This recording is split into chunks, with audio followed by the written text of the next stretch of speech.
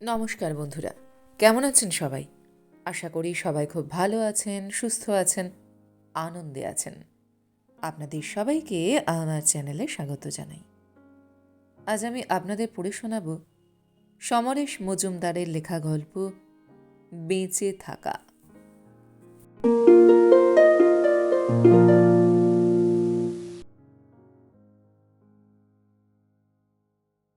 Triangular পার্কের সামনে অবনীভূষণ কিছুক্ষণ দাঁড়িয়ে থাকল। আশেপাশের দোকানগুলো বন্ধ আছে। যে দোকানটায় ও তড়কা রুটি খায় সেটাও ঝাঁপ টেনে দিচ্ছে। চেয়ারগুলো টেবিলের উপর পা তুলে শোয়ানো। অতএব আজ রাত্রে খাওয়া হলো না। অবনীভূষণ অবশ্য খাওয়ার জন্য তেমন কিছু বোধ করছিল না। একটু আগেই শেষ বাসটা গড়িয়াহাটের দিকে গেছে, সেটা থেকেই নামল অবনী। বসন্তরা এখন চুপচাপ ফুটপাত ধরে হাঁটছিল অবনী। আর একটা দিন কাটল। কলেজ স্ট্রিট থেকে রাত 10টায় বেরিয়ে হেঁটে নন্দন রোড, তারপরেই শেষ বাসের ভিড়ে মিলেমিশে আসায় একটা পয়সা খরচ হলো না। অবশ্য 10 পয়সার রিস্ক ছিল, ওটা নিতেই হয়, কাহাতক আর হাঁটা যায়।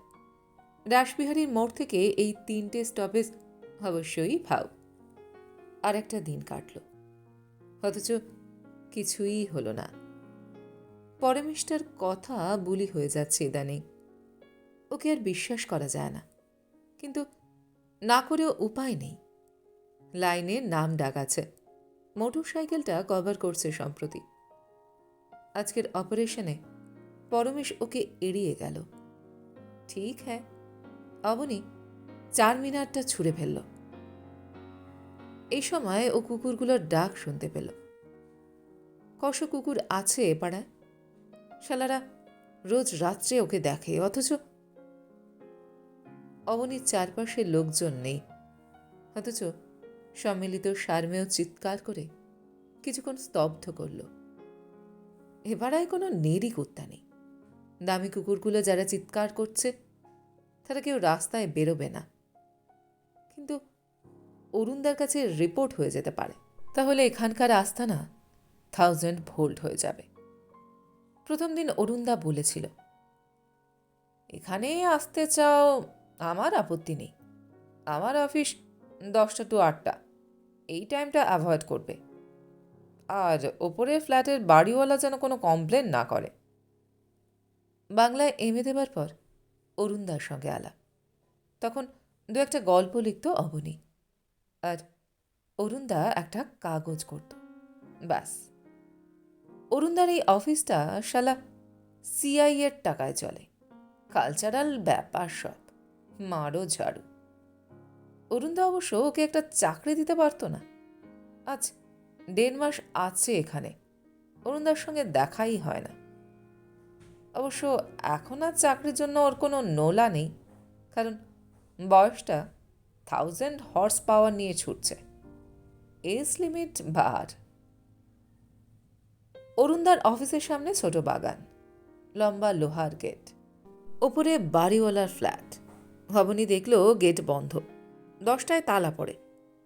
একবার চারপাশে চোখ বোলালো, ও কোনো মানুষ বা রাউন্ডের পুলিশের মুখ দেখতে পেল না।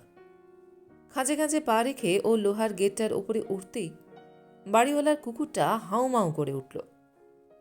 অবনী ধীরে সুস্থে নেমে বাগানটা পেরিয়ে অরুণদার দেওয়া ডুপ্লিকেট চাবি দিয়ে অফিসের দরজা খুলল। আশেপাশে সমস্ত বাড়ির আলো নেবানো। এ পাড়ার লোকগুলো তাড়াতাড়ি বিছানায় যায়, আর 3 প্রহর রাত্রে যারা ফেরে তাদের গাড়ি আছে। বিরাট হলঘর, দেওয়ালে দামি দামি ছবি। এসব ছবির মানে বুঝতে পারে কি করে লোকে, অবনীর বোধগম্য হয় না। ডিম লাইটটা জ্বালালো। অনেকগুলো ঘর, সব ঘরেই ছবি, ম্যাগাজিন। অবনী জামা প্যান্ট ছেড়ে বাথরুমে গেল।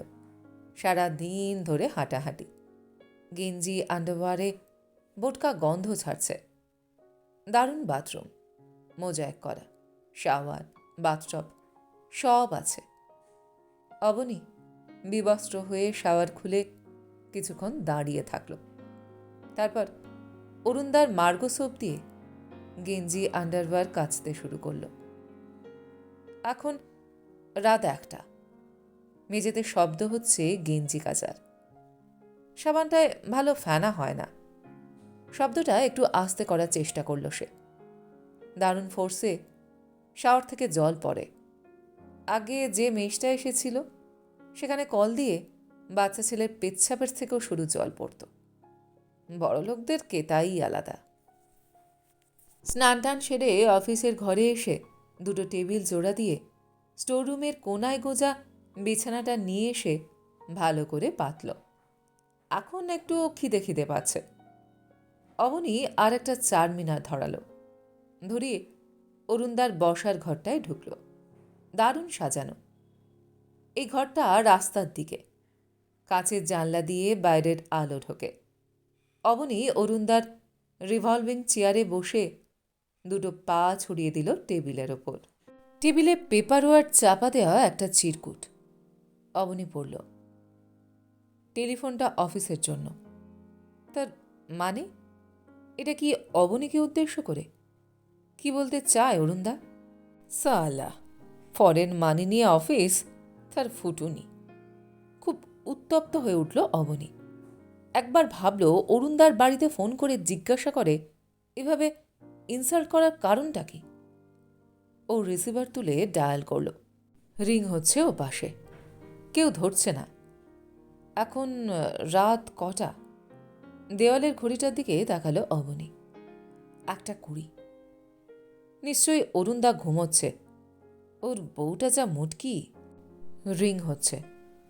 অবনী চারমিনার টানতে টানতে শুনল ওপাশে কেউ এসে রিসিভারটা তুলল। মেইলি গলা, ঘুম জড়ানো। Hello, hello. অবনী দুবার হ্যালো শুনে বলল, কাল সকালেই যেন মালটা আসে, বুঝলেন? মাল? কিসের মাল? ভদ্রমহিলার অবাক গলা। রসগোল্লা। এটা কি কেসি দাসের দোকান নয়? রং নাম্বার বলে ঘটাং করে লাইনটা কেটে দিলেন ভদ্রমহিলা। অবনী প্রাণ খুলে কিছুক্ষণ হাসল। তারপর আবার রিসিভার তুলল। কাকে ডায়াল করা যায়? কোনো নাম না পেয়ে এমনি কয়েকটা নাম্বারও ঘোরালো। এবার বেশ কিছুক্ষণ অপেক্ষার পর একটা হেঁড়ে গলা ধরল। হ্যালো। অবনী বলল, ইয়েস, আপনার স্ত্রী কোথায়? ওপারের গলায় বিস্ময়। স্ত্রী? কেন বলুন তো? দরকার, জরুরি দরকার। লালবাজার থেকে বলছি। লালবাজার? ও ও ও তো বাপের বাড়িতে। না, সেখানে নেই। নেই মানে? আপনি ইমিডিয়েটলি ডাফরিন হসপিটালে চলে যান। সিরিয়াস অবস্থা। হারি প্লিজ। অবনী ফোনটা কেটে দিল। অবনী আন্দাজ করল লোকটা এখনই ডাফরিনে ছুটবে এবং গিয়ে দেখবে এটা একটা বাচ্চা হবার হাসপাতাল। লোকটার মুখের চেহারা তখন কেমন হবে?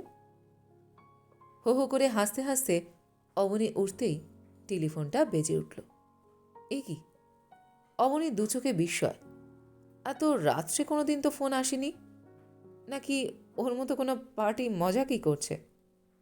রিসিভার তুলল। Hello, hello. আপনি কি করছেন কি? গলার স্বর কড়া। মানে? মানে এত রাত্রে মেঝেতে কি আওয়াজ করছেন? আপনার মনে রাখা উচিত এটা ভদ্রলোকের বাড়ি। আমি কমপ্লেন করব।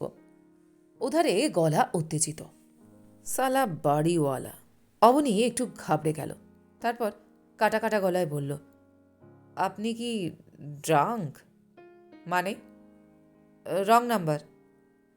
ফোনটা নামিয়ে রেখে পা টিপে টিপে এসে টেবিলের ওপর শুয়ে পড়ল অবনী। আরাম। আর একটা দিন কাটল অবনী ভূষণে। আগামীকাল কিছু বিজনেস আছে।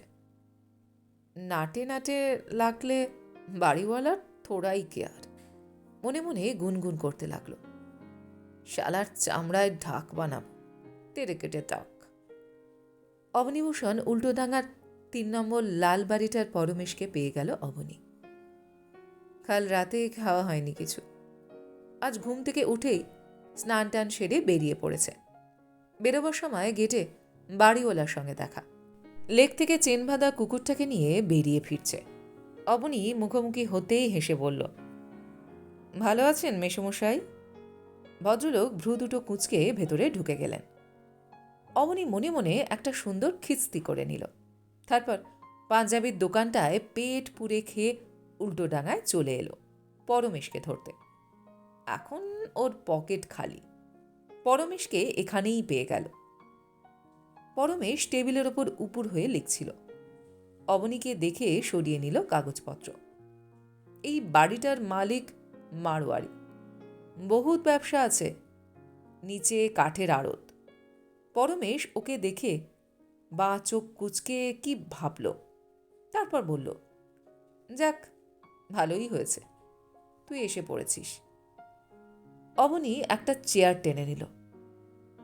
কালকে তুই শালা আমাকে বাতেলা দিলি কেন? বাতেলা? তোকে? ধুত ধুত, ওসব ফালতু কাজ তুই কেন করবি? আমি তো তোকে জানি। পরমেশ হাসল। কাজটা কি ছিল? ওই আর কি, 3B রুটের একটা স্টেট হাম্পু করতে হলো। কত মাল ছেড়েছে? 2, 5টার সাকরেত ছিল। হাতে কিছু থাকে না দিয়ে ধুয়ে। পরমেশ নির্বিকার। মনে মনে অবনী পরমেশকে জরিপ করল। হাতে কিছু না রাখার মাল পরমেশ নয়। সালা, কোনো রিস্ক ছিল না কাজটায়। আলিপুরের মোড়ে বাস থামিয়ে দুটো আওয়াজ দিলেই প্যাসেঞ্জাররা পালাবে। তারপর টিনটা উপুর করে ট্যাঙ্কারের মুখটা খুলে দিয়ে দেশলাই ছুড়ে দেয়া, ব্যাস। সিংজি নগদ পেমেন্ট করে। পার স্টেট বাস 2000। পুলিশ আসার আগেই পরমেশ নিশ্চয়ই পার্ক স্ট্রিটে বসে বিয়ার টানছিল। একটা স্টেট বাস পড়লে 2000 খরচ, আসবে 1000 গুণ। আরও একটা প্রাইভেট পারমিট পাবে সিংজি। সালা। অবনী দেখল টেবিলের ওপর খবরের কাগজের ফার্স্ট পেজে পোড়া বাঁশের ছবি। অবনী বলল, আছিস ভালো, কিছু ছাড়ো এবার। কত? 5? অসম্ভব, 200 দিতে পারি অ্যাডভান্স। পকেট থেকে টাকা বের করল পরমেশ। আজকের অপারেশনটার জন্য ভালো দাও আছে। আমি ভেবে দেখলাম তোকে নিয়েই করব। তেওয়ারিকেও মাল আমি নিতে দেব না। অবনীর সামনে দুটো 100 টাকার নোট রাখল পরমেশ। কাজটা কি? অবনী টাকাটা পকেটে রাখল। তেওয়ারি 3 নম্বর লাইনে আজ রাত্রে যাবে। কেন যাবে খবর পাইনি। এমনি যাবার মালও নয়। এসব ব্যাপার লিক হলে অবনী। পরমেশ থামল হঠাৎ। বলতে হবে না, হাসল অবনী। ওয়াগানের ব্যাপার নাকি গুরু? না, ওসব ব্যাপার না। তুই এক কাজ কর, একটা মাল ডেলিভারি আছে, আমি যেতাম, তুই এসেছিস ভালো হয়েছে। ট্যাক্সি নিয়ে ঠিক 10টায় গ্লোবের সামনে যাবি। তেওয়ারির লোক থাকবে, বাঁ হাতের রুমাল জড়ানো। তোকে দেখে রুমালটা খুলবে আর বাঁধবে। মালটা দিয়ে চলে আসবি। তেওয়ারির লোক? হ্যাঁ বস, তেওয়ারি আমার বহুদিনের দোস্ত। বলে পরমেশ টেবিলের নিচ থেকে ছোট এয়ার ব্যাগটা বার করে অবনীর সামনে রাখল। বিকেল 5:30টায় 5 মাথার মোড়ে কফি হাউসের সামনে চলে আসিস। এয়ার ব্যাগটা নিয়ে অবনী ঠিক কাঁটায় কাঁটায় 10টায় গ্লোবের সামনে পৌঁছল। এখন এই দিকটায় বেশি লোকজন নেই। ট্যাক্সিটা ছেড়ে দিয়ে ব্যাগটা দোলাতে দোলাতে ও গ্লোবের কাউন্টারের সামনে গিয়ে দাঁড়ালো। বেশ ভারী ব্যাগটা। ট্যাক্সিতে আস্তে আস্তে ও খুলে দেখেছে অন্তত গোটা কুড়ি গ্রেনেড আছে। কোথা থেকে যে পায় পরমেশ। আর এইসব অস্ত্র ও তেওয়ারির হাতে তুলে দিচ্ছে, যে তেওয়ারিকে আজ রাত্রে প্রয়োজন হলেই হাপিস করে দেবে পরমেশ। তাজ্জব ব্যাপার সব। এই জন্যই পরমেশকে গুরু বলতে ইচ্ছে করে। অবনী চোখ রাখছিল। রুমাল বাঁধা হাতে কেউ আসছে কিনা। 3 মিনিট কাটল। শালা, এই অবস্থায় যদি পুলিশ ধরে, নির্ঘাত 3 বছরের জেল। মারাত্মক অস্ত্রসহ সমাজ বিরোধী গ্রেপ্তার। খবরের কাগজের হেডিং হয়ে যাবে। ইচ্ছে করলে তো পরমেশী ওকে এখন ধরিয়ে দিতে পারে। একটু ঘাম জমল শরীরে। ঠিক এই সময় ওর চোখে পড়ল একটি ডাঁসা মেয়ে গ্লোবের ভেতরে ঢুকল। বাঁ হাতের কবজিতে রুমাল বাঁধা। একটু অবাক হল। এই মেয়েটা কি তিওয়ারির লোক? ইম্পসিবল, হতেই পারে না। মেয়েটা রুমাল খুলছে আর বাঁধছে। একবার এদিক ওদিক দেখছে। তিওয়ারির রিক্রুট তো দারুণ জিনিস। অবনী এগিয়ে গেল মেয়েটার দিকে। তারপর ফিসফিস করে বলল, চলুন। কপালে ভাঁজ ফেলল মেয়েটি। মানে? তিওয়ারির। অবনী আস্তে করে কথাটা ছেড়ে দিল। মেয়েটি হাসল। হ্যাঁ, দিন। এখানেই নেবেন? চলুন না, কোথাও বসা যাক। অবনী উদার হল। মেয়েটি হাসল। আমার শুধু নিয়ে যাবার কথাই ছিল, কিন্তু আমার শুধু দেবার। একটু অবাধ্য হই না? আপত্তি আছে? বেশ, চলুন। কোথায় বসবেন? অবনী মেয়েটাকে নিয়ে একটা চাইনিজ রেস্টুরেন্টে ঢুকল। সলিড স্বাস্থ্য মেয়েটির, কথাবার্তা চটপটে। অবনীর পাশে বসল। অবনী একটা হাত মেয়েটার পেছনের চেয়ারে হাতলে রেখে জিজ্ঞাসা করল, কতদিন লাইনে? লাইনে? মেয়েটি চোখ তুলে দেখল অবনীকে। ওহো, 3 মাস। সব শালাই তাই বলে, মনে মনে ভাবল অবনী। ভালো লাগে? অবনী গাঢ় করতে চাইল গলার স্বর। এই আরম্ভ করলেন তো? সেদিন এক ভদ্রলোক অনেকক্ষণ পেছনে ঘুরে আলাপ করলেন। শুরুতেই আমি বললাম, দেখুন, আমি কিন্তু প্রফেশনাল। শুনেই ভদ্রলোক চম্পট। বাহ, 3 মাসেই বেশ কথা শিখে গেছেন তো। এরপর কত মাস, কত হাজার মাস চলে যাবে দেখতে দেখতে। মোটেই না, আমি বেশি দিন এ কাজ করব না। কি নাম? বিথি। আসল নামটা বিথি। অবনী একটা হাত এবার বিথির কাঁধে রাখল। বিথি জিজ্ঞাসা করল, আপনার নাম? অবনী হেসে পর্দা সরিয়ে বেয়ারাকে ডাকল। খাবার বলল। তারপর ঘাড় ঘুরিয়ে বলল, পরমেশ। ও, আপনি? মেয়েটির চোখ চকচকে হলো। আপনার কথা তেওয়ারির কাছে শুনেছি। অবনীর হাত মেয়েটির গলায় নেমে এলো। টকবকে স্বাস্থ্য মেয়েটির।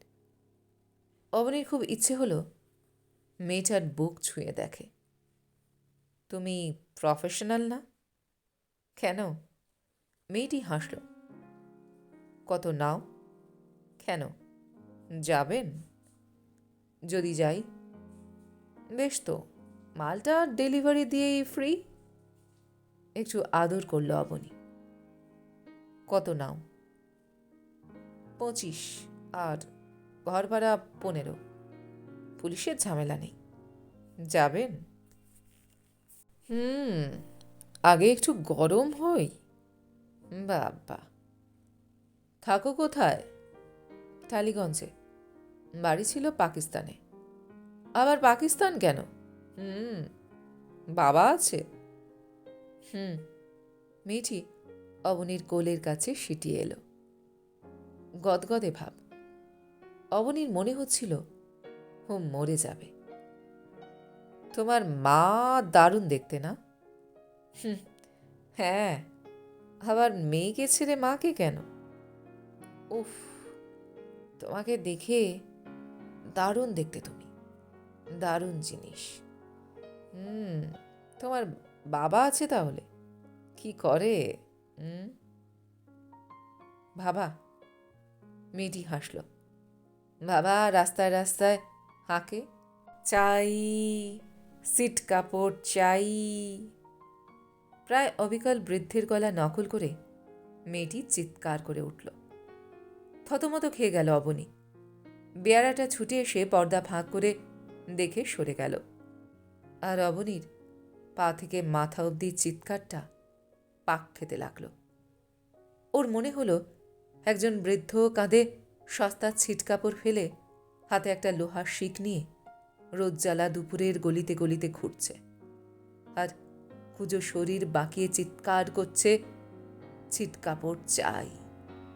আর তার মেয়ে ওর পাশে বসে গদগদে শরীরে বলছে, চাই, মাংস চাই। মেয়েটির চোখে বিস্ময়। কি হলো? কিছু না, অবনী বলল। কিন্তু মেয়েটির দিকে তাকিয়ে ওর সমস্ত শরীর গুটিয়ে আসছিল। হঠাৎ ও বলল, চলুন উঠে পড়ি। কেন, খাবেন না? না, ভালো লাগছে না। আমার সঙ্গে যাবেন তো? আজ থাক। অবনী হাসল। আজ বোধহয় আর গরম হবে না। মেয়েটি অবাক চোখে কিছুক্ষণ দেখল, তারপর ব্যাগটা তুলে নিল। অবনী বলল, সাবধানে যাবেন, ওতে কি আছে জানেন না বোধহয়।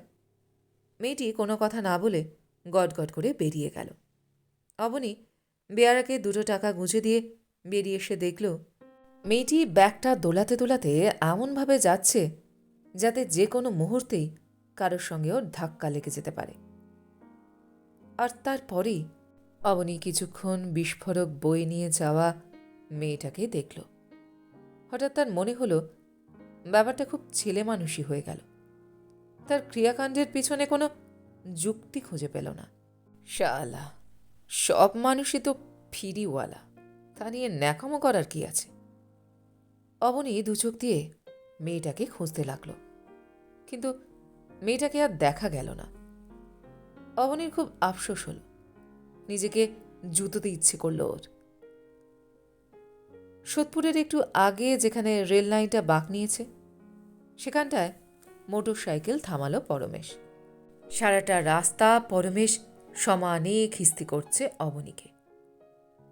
বহু দেরি করে এসেছে ও কফি হাউসে। অবনী বোঝাতে চেয়েছে ওর কোনো দোষ নেই। দুপুর থেকে সারা কলকাতা জুড়ে বোমাবাজি, ট্রাম বন্ধ, ট্যাক্সি আসতে চায় না। কিন্তু পরমেশ অবনীর মুখে হুইস্কির গন্ধ পেয়েই খিস্তি করতে শুরু করল। বলেছে, সালা, তোকে টাকা দেওয়াই আমার ভুল হয়েছে। শেষ পর্যন্ত অবনী স্বীকার করেছে, হ্যাঁ, আজ দুপুরে ও 4 পেগ মাত্র খেয়েছে, ব্লু ফক্সে বসে। সেটা এমন কিছু নয়, কিন্তু পরমেশ এখনো গরম। বিডি রোড ধরে আস্তে আস্তে সন্ধে হয়ে গিয়েছিল। খুব জোরে চালাচ্ছিল পরমেশ। পেছনের সিটে বসে ঘাম ছুটে গিয়েছিল অবনীর। পরমেশ টাইট প্যান্ট আর গেঞ্জি শার্ট পরেছে, দুটোই কালো। ভালো মানিয়েছে। সেন্ট মেখেছে নাকি?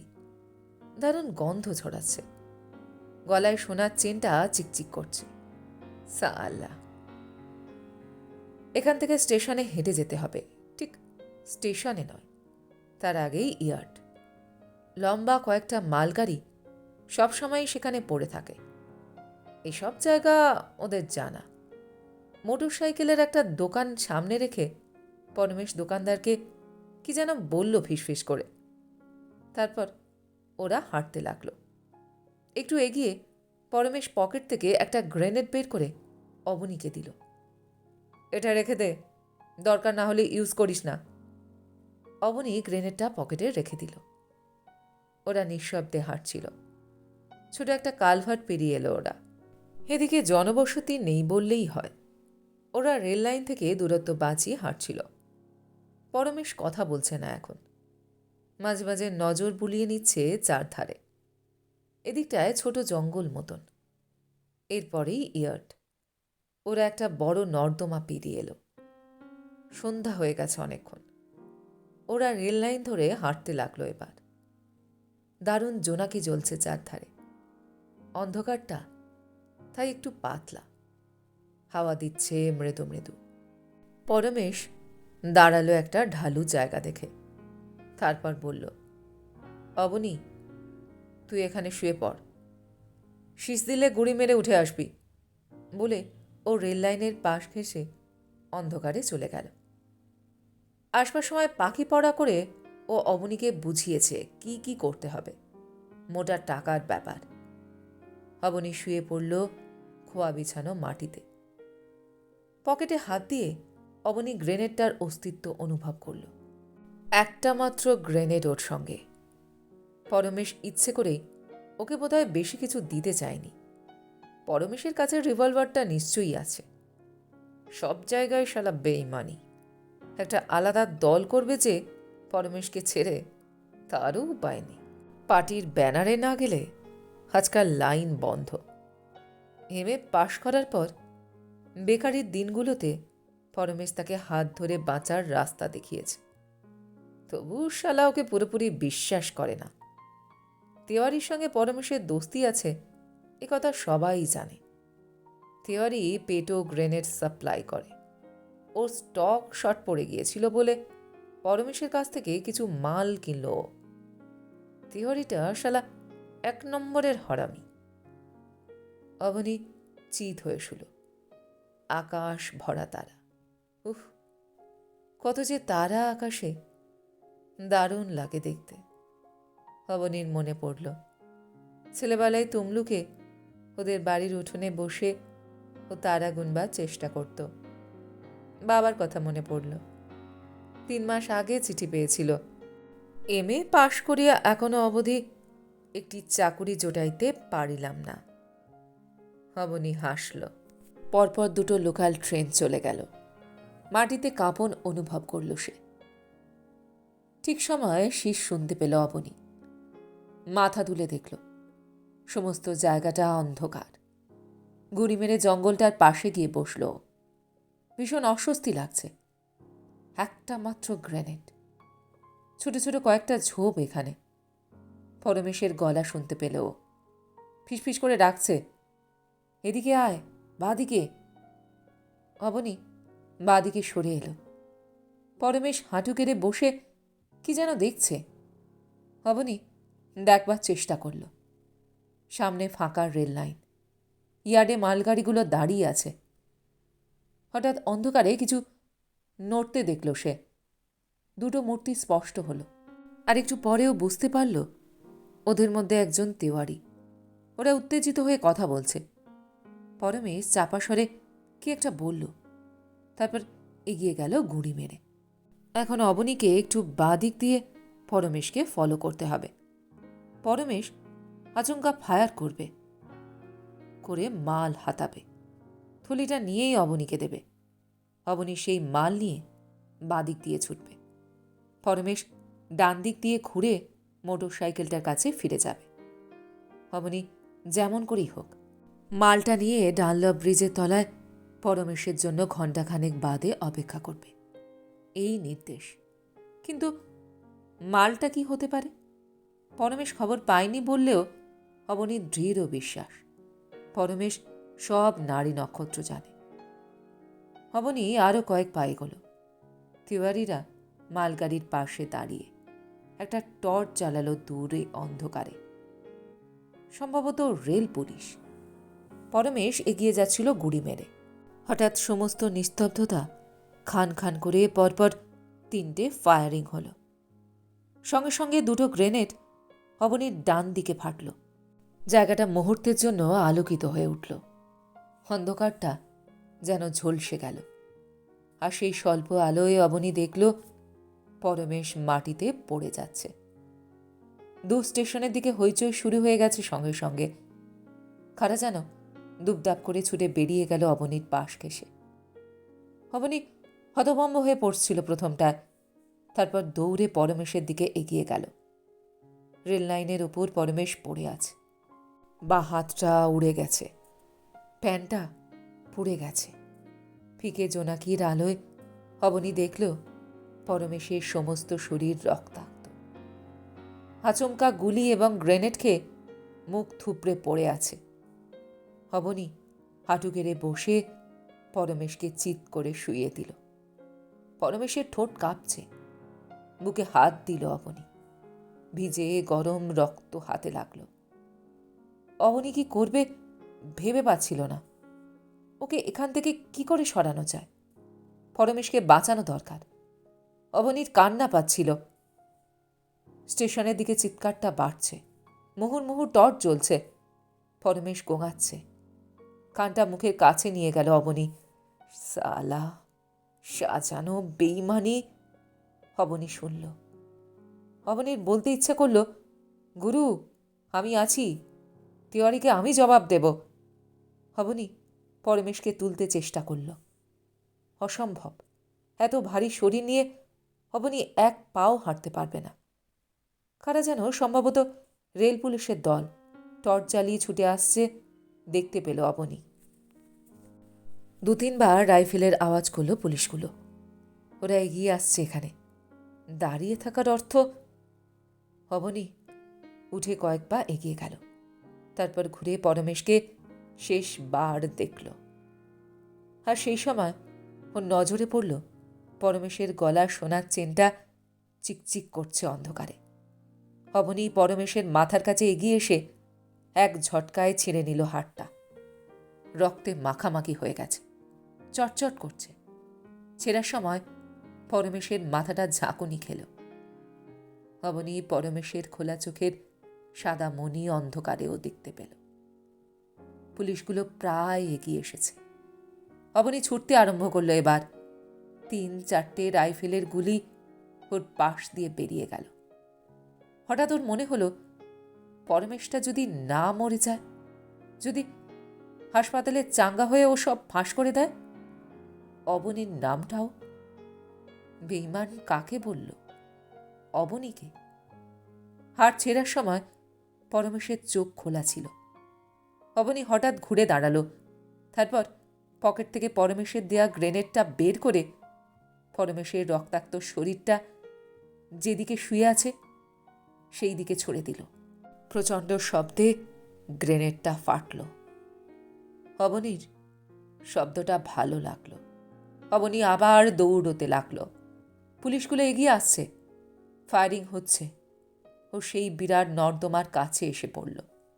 রক্তাক্ত হাড়টা কোথায় রাখবে ভেবে না পেয়ে মুখে পুড়ে দিয়ে অবনী নর্দমার মধ্যে লাফিয়ে পড়ল।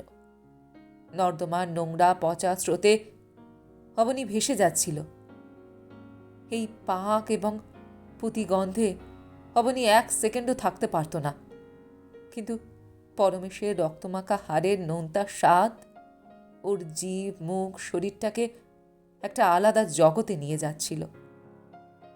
বেঁচে থাকার জন্য দারুণ লোভে অবনী বুঝতে পারছিল যে এই নর্দমা স্রোতেই ও সবচেয়ে নিরাপদ। গল্পটি এইখানে সমাপ্ত হল। আপনারা এতক্ষণ শুনছিলেন সমরেশ মজুমদারের লেখা গল্প বেঁচে থাকা।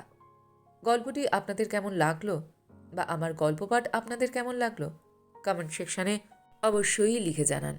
যদি আমার গল্পপাঠ আপনাদের ভালো লেগে থাকে তাহলে আশা করব লাইক শেয়ার অবশ্যই করবেন। আর এই ধরনের সুন্দর সুন্দর কাহিনী আরও শুনবার জন্য আমার চ্যানেলটিকে সাবস্ক্রাইব করতে ভুলবেন না কিন্তু। তবে আজ এই পর্যন্ত। আমি খুব তাড়াতাড়ি আবার অন্য কোনো কাহিনী নিয়ে আপনাদের কাছে চলে আসছি। সবাই খুব ভালো থাকবেন, সুস্থ থাকবেন, আনন্দে থাকবেন। নমস্কার।